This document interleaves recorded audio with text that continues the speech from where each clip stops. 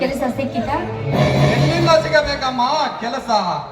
ಕೈ ತುಂಬ ಹಣ ನೀಡುವವರಿಗೆ ಸಿಗುವುದು ತಂಗಿ ಇಂದಿನ ಸಮಾಜದಲ್ಲಿ ಕೆಲಸ. ಅರ್ಹತೆ ಇಲ್ಲದವರಿಗೆ ನೌಕರಿ ಕೊಡಬೇಕೆಂದು ಹೇಳಿಕೆಗಳನ್ನು ಕೊಟ್ಟು ಒಳಗೊಳಗೆ ರಾಜಕೀಯ ನಾಯಕರು ಹೇಳುವ ಹುಡುಗರಿಗೆ ಕೊಡುತ್ತಾರೆ ಕೆಲಸ.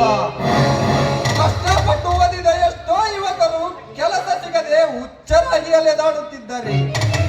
ಹೀಗಿರುವಾಗ ನಮ್ಮಂತ ಬಡವರಿಗೆ ಎಲ್ಲಿಂದ ಸಿಗಬೇಕಮ್ಮ ಕೆಲಸ? ಇನ್ನು ಮುಂದಾದರೂ ತಿಳಿದ ಪ್ರತಿಯೊಬ್ಬ ಕನ್ನಡಿಗನು ಸರ್ಕಾರದ ಕೆಲಸ ದೇವರ ಕೆಲಸ ಎಂದು ಬಾಯಿಲೆ ಹೇಳಿ ಸರ್ಕಾರ ಸಂಬಳ ಕೊಟ್ಟರೂ ಗಿಂಬಳಕ್ಕೆ ಕೈ ಚಾಚುವ ಮುಟ್ಟಾಳರನ್ನು ಮತ್ತಿನಿಂದ ಕತ್ತರಿಸಿ ಹಾಕಬೇಕು. ಅಂದಾಗ ನಿಲ್ಲುತ್ತದೆ ಲಂಚದ ಹಾವಳಿ. ನೀನು ಹೇಳುವುದು ನಿಜ ಪ್ರಕಾಶ್. ಕನ್ನಡಿಗರಾದ ನಾವು ಅನ್ಯಾಯ ಕ್ರಮಕ್ಕೆ ಆಸ್ಪದ ನೀಡಬಾರದು. ನಮಗೆ ಸಿಗಬೇಕಾದದ್ದನ್ನು ಹೋರಾಡಿ ಪಡೆಯಬೇಕು. ಈ ಸಮಾಜ ಎಂಬ ಕಾಡದಲ್ಲಿ ಬೆಳೆಯುತ್ತಿರುವ ದುಷ್ಟ ಜನಗಳಿಗೆ ಒಟ್ಟು ಒಡೆದು ಮಣ್ಣು ಮುಚ್ಚಿಸಬೇಕು. ಅಂದಾಗ ನಾವು ಹುಟ್ಟಿದ್ದಕ್ಕೆ ಸಾರ್ಥಕವರು. ಹೌದಣ್ಣ, ಇನ್ನಾದರೂ ದುಷ್ಟರನ್ನು ಮಟ್ಟ ಹಾಕಲು ಕನ್ನಡಿಗರು ಒಂದಾಗಬೇಕು. ಹಾ ತಂಗಿ, ಅಣ್ಣಾತಿಗೆ ಕಾಣುತ್ತಿಲ್ಲ, ಎಲ್ಲಿಗೆ ಹೋಗಿದ್ದಾರಮ್ಮ?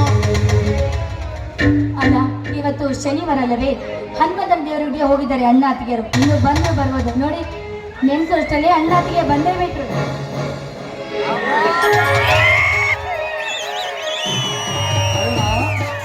ಅತ್ತಿಗೆ ನನಗೆ ಆಶೀರ್ವಾದ ಮಾಡಿ.